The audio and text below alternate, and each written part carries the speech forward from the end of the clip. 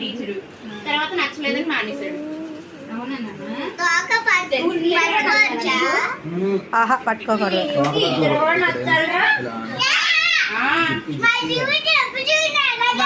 Girl friend కూడా ఉంది. పండుని నిన్ను తీయాలే అంటున్నా. ఉంటది బాబోయ్. అన్ని వీడియోలో కానీ ఒకటి అడిగేలా కూర్చున్నా తుడుచుకొని కూడా చెప్పకూడదు. చెప్పి చేసే వీడియోలు వేరే ఉంటాయి. డోర్ వస్తుంది కదా.